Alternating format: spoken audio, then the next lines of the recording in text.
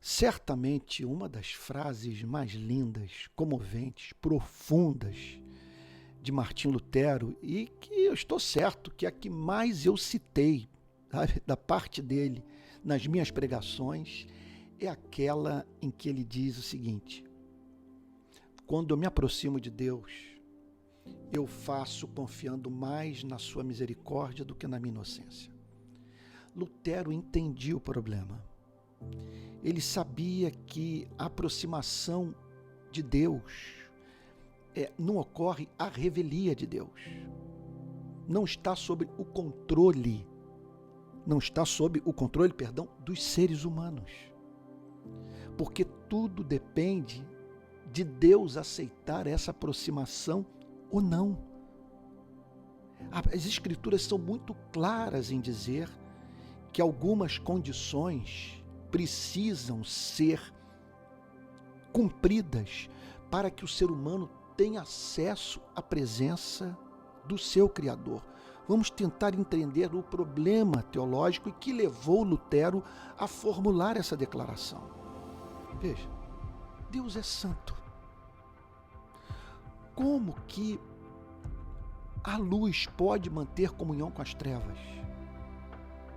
Como que Deus pode acolher aquele que vive em desamor?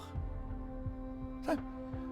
Como se viver no ódio, na mentira, na injustiça, na indiferença, não fizesse diferença nenhuma para Deus. Sabe, que ele pouco se importasse com a forma como nós vivemos. E não apenas isso. Como esperar termos comunhão com Deus se nós não estamos no mundo de Deus, que é o mundo do amor? Sabe, se estamos cegos, se não temos condição de avaliar nada, em razão do fato de que as lentes do coração humano sempre estão embaçadas e, portanto, impedindo os seres humanos de contemplarem a face de Deus, quando esses têm os seus corações habitados pelo egoísmo. Então Lutero entendeu o seguinte: quando eu dele me aproximo, quando eu tenho saudade dele, desejo de o adorar, quando eu o procuro no meu sofrimento, na minha dor, na minha culpa, eu faço confiando mais na misericórdia dele, na sua propensão a tratar as pessoas com compaixão, de fazer por elas o que elas não podem fazer por si mesmas. Eu me aproximo dele confiando mais na sua doçura, sabe, no fato de que é congenial a ele perdoar as pessoas, sabe?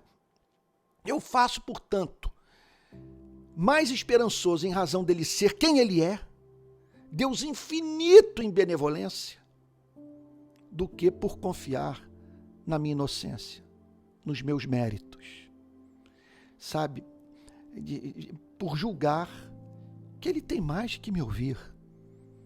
Afinal, se ele promete que haverá de atender à súplica do justo, é evidente, portanto, ele terá que atender a minha súplica, porque eu sou justo. Sou um louco para formular uma oração como essa.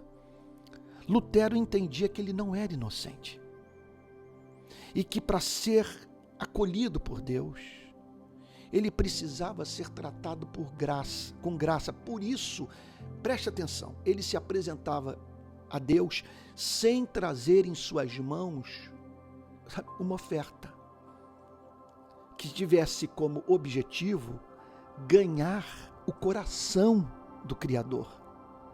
Ele ia com as suas mãos vazias, tal como o grande pregador batista Charles Spurgeon costumava dizer nas suas pregações: nada trago em minhas mãos. O que significa: eu não me apresento diante de ti com os meus dízimos, com as minhas esmolas, com as roupas que eu dei, sabe, com o dinheiro que distribuí, sabe, com as pessoas que ajudei, sabe, com a minha castidade, com a minha honestidade. Não, eu não faço assim. Eu me aproximo do meu Criador, apelando para o seu favor imerecido. Mas há um outro lado dessa história, que nos é apresentado por Davi no Salmo 15. Ele diz assim: Senhor, quem habitará no seu tabernáculo? Essa é uma questão que Davi levantou e que depois veio a ser levantada por Lutero, certamente inspirado no rei Davi. Quem habitará no seu tabernáculo? Então Davi está pensando no lugar onde Deus habita. Está pensando no seu tabernáculo, onde ele se manifestava, no centro da adoração do povo de Israel. Isso aqui antes da construção do templo. Na época de Davi, o culto, portanto, era administrado ali em torno daquela estrutura simples, chamada de tabernáculo, que depois, já no período de Salomão, veio a se transformar num templo, em algo suntuoso, cheio de ouro, cheio de arte, e por que não dizer cheio de beleza, mas que fugia daquele espírito inicial, que eu acho bem mais, assim, dentro do espírito do evangelho, uma coisa muito mais simples, e alguma coisa móvel, que não era estática. O tabernáculo podia ser desmontado e depois posto em outro lugar. Mas daí Davi levanta essa questão: quem habitará no teu tabernáculo? Davi está pressupondo o seguinte: isso não é uma questão do ser humano querer, é uma questão do ser humano cumprir o que Deus prescreveu para aqueles que o adoram. E Davi prossegue dizendo: quem poderá morar no teu santo monte? Quem vai poder, portanto, fazer do lugar da tua habitação a sua morada? Ou seja, estar regularmente ali para ser recebido pelo Senhor. E aí Davi parece ir na contramão do que Lutero declarou. Ele diz assim: aquele que vive com integridade, aquele que é íntegro, que não é inconsistente, que não é capaz de declarar uma coisa com os lábios e negar o que disse com a vida, sabe? Que pratica a justiça, que procura ajustar sua vida à vontade de Deus.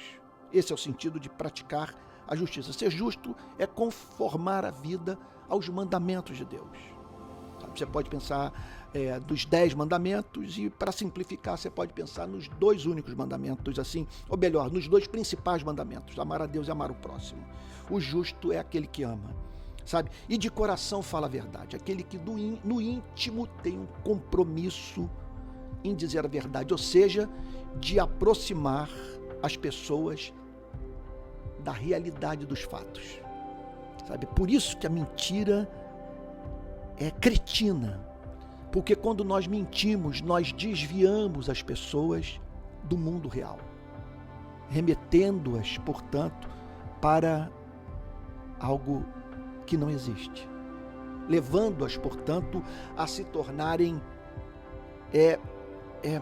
incapazes de ajustar a sua vida à realidade, em razão do fato de terem sido desviadas da realidade pela mentira dos nossos lábios. Então ele diz o seguinte: aquele que fala a verdade, aquele que não difama com sua língua, aquele que não vai para as redes sociais para tornar público aquilo que deveria ser tratado de modo particular, secreto, em amor. Aquele que não destrói o nome das pessoas, que é o seu maior bem. Se o meu nome estiver associado ao que não presta, sabe? Quem vai me ouvir? Você estaria hoje parado aí para me ouvir se o meu nome estivesse associado à injustiça? Então, difamar significa isso: você atribuir a alguém uma iniquidade que esse que você acusa não praticou. Difamação. Então, aquele que não difama com a sua língua não faz de mal ao próximo. Significa o seguinte: que não torna a vida do próximo mais difícil que já é, que não é um peso para ninguém, que não atenta contra o interesse alheio. Pelo contrário, que faz com que todo que cruze o seu caminho tenha, em alguma extensão, a sua busca pela felicidade, que nada mais representa para o cristianismo do que o encontro com o Criador, viabilizada. E Davi prossegue falando que não lança injúria contra o seu vizinho. Olha que coisa linda. Aquele que aos seus olhos tem por desprezível o que merece reprovação, ou seja, que não honra aqueles que não são dignos de honra, que não permite que sua paixão, deixa eu dar um exemplo, sua paixão política, ideológica, sabe, o torna incapaz de reprovar o reprovável na vida daquele que ele apoia. Então ele diz isso: tem por desprezível o que merece reprovação, mas honra aos que temem ao Senhor. Aquele que tem em autoestima os que amam o Criador, que por amar a Deus ama aqueles que o amam. É isso que Davi está dizendo. E ele prossegue dizendo: aquele que jura e cumpre o que prometeu, mesmo com prejuízo próprio. Aquele cujo dizer é sim, sim, não, não. Aquele que não precisa de testemunha para que as pessoas estejam certas de que ele está dizendo a verdade. Porque ele teme a Deus. E ele sabe que não precisa defraudar ninguém a fim de alcançar os seus objetivos de vida, porque Deus não precisa de ajuda para ajudá-lo. Aquele que não empresta o seu dinheiro com usura. Aquele que não pratica agiotagem. Sabe, veja, ele não está falando aqui sobre banco, embora em alguma extensão isso esteja envolvido. Mas ele está falando de você encontrar o seu irmão da igreja no pior momento e você se fazer desse pior momento da vida do seu irmão para o explorar, para emprestar a ele aquilo que você sabe que retornará para você com lucro. Você está entendendo? Você lidar com ele tal como as pessoas se relacionam com o mercado financeiro. É sobre isso que Davi está falando. E não aceita suborno contra o inocente. Aquele que não negocia o seu caráter. Aquele que, para viabilizar os seus projetos de vida, não imputa culpa a quem não pecou. É sobre isso que Davi está falando. E é claro, nós poderíamos explorar muito mais o sentido dessas injunções, bem como as suas aplicações práticas nas mais diferentes áreas das nossas vidas. E Davi conclui dizendo o seguinte: quem age assim não será jamais abalado. Quem age assim tem estabilidade. Vamos pegar agora o que Davi falou com o que Lutero disse. São verdades que se complementam. Se eu for esperar viver o Salmo 15 com perfeição para habitar no tabernáculo de Deus e morar no seu santo monte, eu jamais me aproximarei dele. Olha, quem tratou desse assunto de uma forma cortante foi Jesus, quando descreveu o fariseu e o publicano subindo ao templo para orar.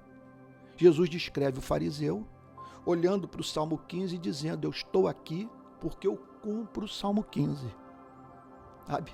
Mais ou menos nesse espírito que o fariseu se dirigiu a Deus. Graças te dou, visto que eu não sou como os demais pecadores, eu não sou como esse publicano que está aqui do meu lado. Eu vivo uma vida reta, por isso eu posso habitar no seu tabernáculo. E aí Jesus descreve o publicano que vivia envolvido em pecado real, contudo batendo no peito e dizendo: sê propício a mim, pecador. Jesus conclui a parábola afirmando que o publicano voltou para casa justificado. Encontrou a Deus no tabernáculo, enquanto que o fariseu não foi ouvido por Deus. Só temos um jeito de interpretar o Salmo 15. Veja só. Salmo 15 fala da espécie de vida que é vivida por aquele que um dia se aproximou de Deus confiando mais na sua misericórdia do que na sua inocência, do que aquele que subiu ao templo batendo no peito e dizendo, sem ousar olhar para os céus: tem misericórdia de mim porque eu sou pecador. Esse então recebe o abraço de Deus, seu perdão é comunicado em sua vida e ele, portanto, passa a viver num novo espírito, tomado de gratidão, e é habilitado, portanto, a viver o Salmo 15. Então o Salmo 15 ele descreve o caráter daquele que teve esse encontro mediado pela graça de Deus. É a vida daquele que se humilhou, daquele que um dia olhou para esses valores todos e disse para si mesmo: eu não os cumpro, contudo, eu preciso me aproximar de Deus. E aí então apela para essa misericórdia.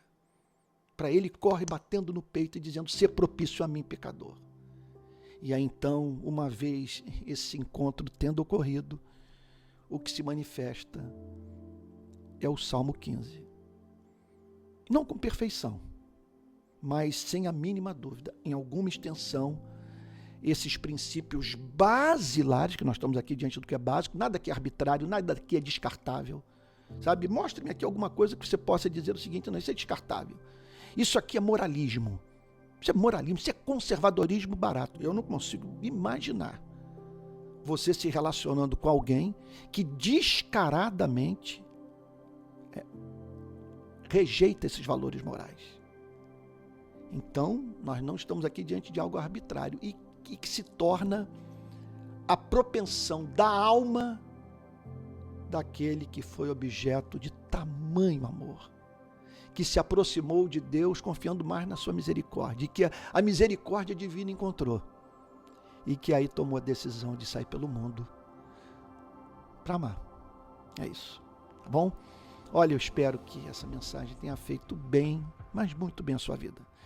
E se você apoia esse trabalho que eu estou fazendo, eu peço que você dê uma olhadinha no final desse vídeo, para ter 3 formas de você me ajudar a manter nas redes sociais esse trabalho de ensino e melhorar a sua qualidade técnica e expandi-lo, sabe? Alcançando cada vez um número maior de pessoas. Tá? Que Deus o abençoe e o guarde. Sabe? Um bom final de semana, tá bom? E até o próximo Palavra Plena.